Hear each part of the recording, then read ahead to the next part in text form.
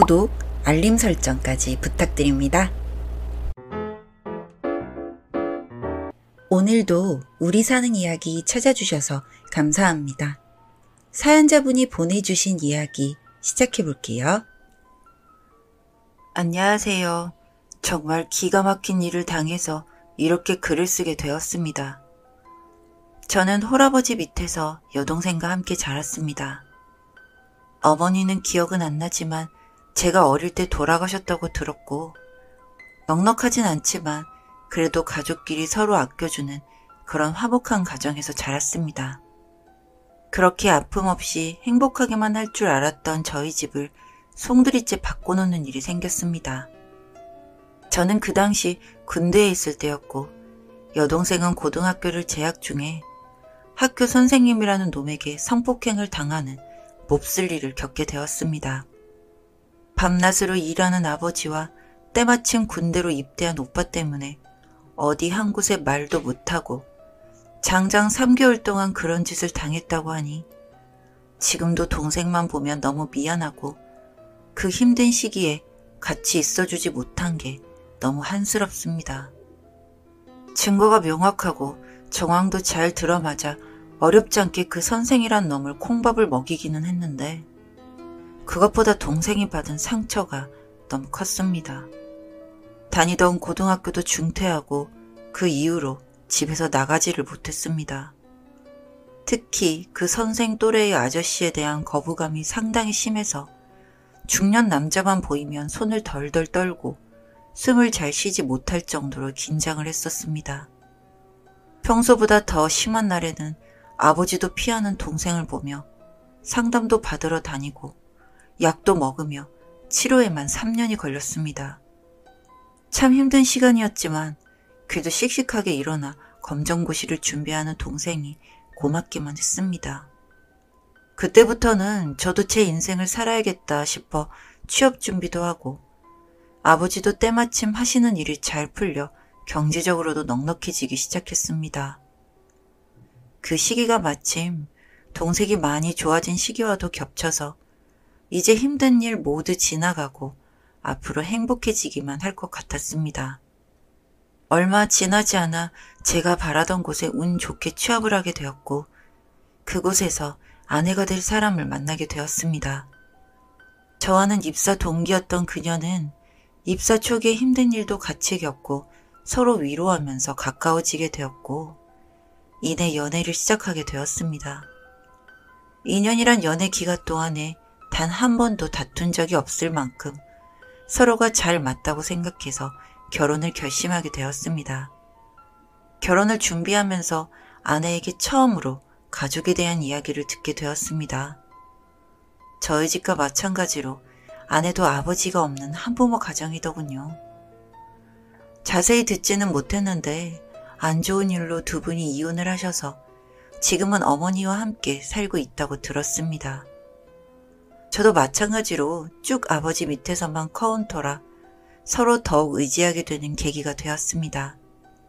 이후로 결혼까지는 무탈하게 잘 진행이 되었습니다. 장모님께서도 너무나 절 좋아해 주셨고 저희 집에서도 정말 딸처럼 예뻐해 주시더군요. 원하던 직장도 얻고 결혼해서 가정도 꾸리고 아버지도 이제 편하게 일하시고 이제는 상처가 다 아물어버린 것 같은 동생까지 더할 나위 없는 시간이었습니다. 다시 2년이 흐르고 그 일이 생기기 전까진 말이죠. 어느 날과 같이 퇴근을 하고 집에 돌아왔을 때 아내가 집에 없었습니다. 오늘은 야근인가 싶어 연락을 해도 받질 않더군요. 아내와 같은 부서에서 일하는 후배에게 물어봤더니 아내는 그날 오후에 반차를 쓰고 일찍 퇴근을 했다는 겁니다. 걱정되는 마음에 장모님께 연락을 해도 모른다고만 하시고 뜬 눈으로 잠도 못 자고 새벽까지 아내를 기다렸습니다. 3시가 넘어가니 아내가 굳은 얼굴로 들어왔습니다. 놀란 저는 아내에게 무슨 일이 있냐고 물어도 아내는 나중에 이야기를 하자면서 절 피하더군요. 그 이후로 일주일간 2번이나 아내는 늦게 들어왔습니다. 점점 더 표정이 안 좋아져서 들어오는데 그런 아내를 보고 있자니 바람이 난 건가? 아니 무슨 사고가 터졌나? 하루 종일 별별 생각이 다 들었습니다. 주말이 되고 더는 아내를 기다릴 수 없을 것 같아서 제가 먼저 말을 꺼냈습니다. 도대체 무슨 일이 있길래 요즘 항상 표정이 어두운 거냐고. 무슨 일이 있으면 말을 해보라고 했습니다. 아내는 한참 망설이다가 이야기를 꺼내는데, 여보, 사실 우리 부모님 있잖아. 이혼을 하게 된 게 안 좋은 일이 있어서라고만 자기에게 말했었는데 사실 우리 아빠 전과자야. 그래서 이혼하게 된 거고. 이후로 연락도 끊고 남남처럼 살려고 했었는데 얼마 전에 나한테 전화가 오더라. 아빠 지금 출소해서 나왔대. 그런데 나랑 엄마한테 찾아오더라고.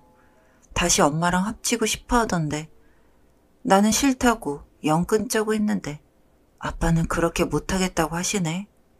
어쩌지? 미안해 여보. 이야기를 들으면서 참 마음이 착잡했습니다. 아무런 문제 없이 행복하기만 한 시간이었는데 난데없는 곳에서 문제가 생기니 착잡하고 답답했습니다.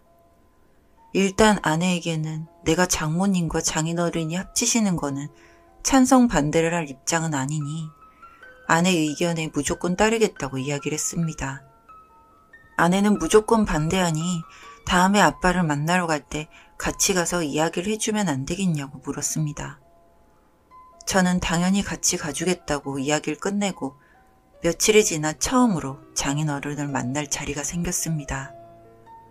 아내와 먼저 자리에 나가 장인어른을 기다리는데 얼마 지나지 않아 제 앞에 기억하고 싶지 않은 얼굴이 나타났습니다. 법정에서 딱 한 번 본 얼굴이지만 분명했습니다. 장인어른이라고 나타난 아내의 아버지는 7년 전에 제 여동생을 성폭행했던 그 선생이었습니다.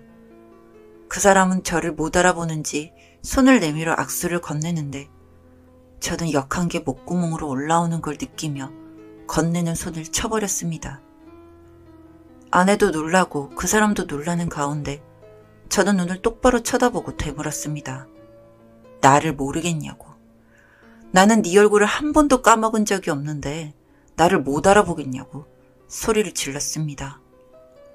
대뜸 제가 소리를 지르니 그 사람은 어쩔 줄을 몰라 하다가 7년 전에 네가 무슨 짓을 한지 똑똑히 다 기억한다라고 하니 그 사람도 언성을 높이더군요. 아니, 사위 얼굴이나 보려고 나왔는데 이게 어른한테 소리나 지르고 뭐하는 짓인가? 그리고 죗값 다 받고 나온 사람한테 기억을 하니마니? 당신이 뭔데 옛날 일을 들추는 겐가? 너는 죗값 다 받았다고 생각하지만 우리 가족들은 아직도 치가 떨린다. 우리가 너를 용서 안 했는데 어떻게 죗값을 다 받았다고 말할 수 있는 거냐? 제가 이렇게 대꾸하자 그 사람이 멈칫하더군요. 저도 더 이상 말 섞고 싶지 않아서 자리에서 나오기 전에 주먹을 그 사람 얼굴에 한 방 날리고 나왔습니다. 아내가 뒤쫓아 오더군요. 그 사람 자식이란 생각 아내도 보고 싶지가 않아 그대로 차를 몰고 본가로 향했습니다. 난데없이 나타난 저를 보고 아버지와 동생은 많이 놀랐지만 전 아무 말도 하지 않고 며칠 본가에서 보냈습니다. 그렇게 일주일이 지났을 때 저희 집 벨이 울렸습니다. 동생은 확인하러 나갔고 곧 이어 동생의 비명소리에 저도 현관으로 뛰어나갔습니다.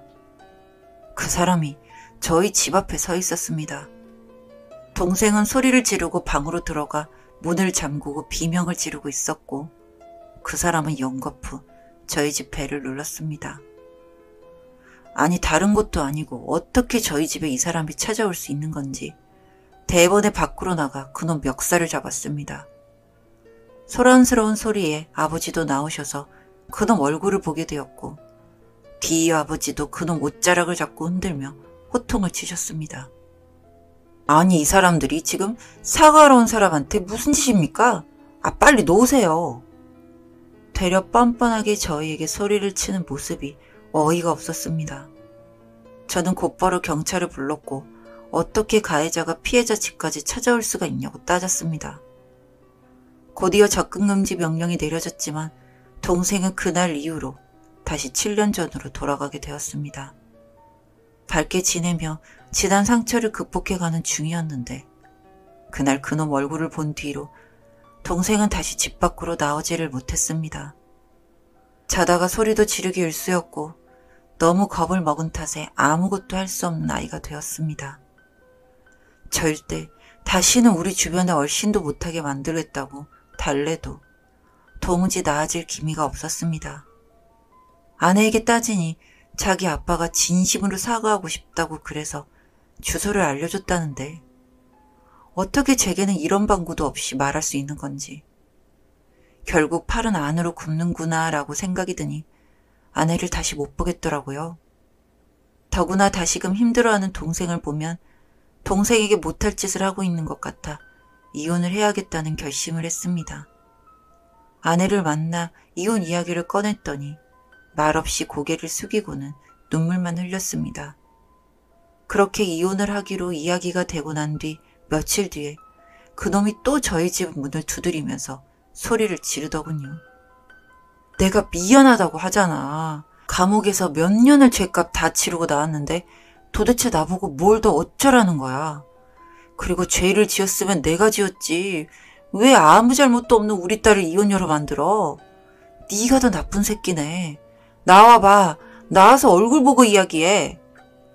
자정이 다 되어가는 시간에 밖에서 그놈의 소리를 지르고 있으니 제 동생은 거의 발작을 일으킬 정도로 상태가 심각했습니다. 저는 얼굴 보고 이야기하고 싶지 않아 바로 경찰서로 연락을 했고 잡혀가면서까지 소리를 질러댔습니다. 그날 이후 저희는 집을 내놓고 먼 곳으로 이사를 갔고 이혼도 별다른 문제 없이 했습니다. 어떻게 이런 악연이 있을 수가 있는지 정말이지 답답하고 아내와 결혼을 한 제 자신이 죽이고 싶도록 미울 뿐입니다. 사연은 여기까지였고요. 우리 사는 이야기 시청해주셔서 감사합니다.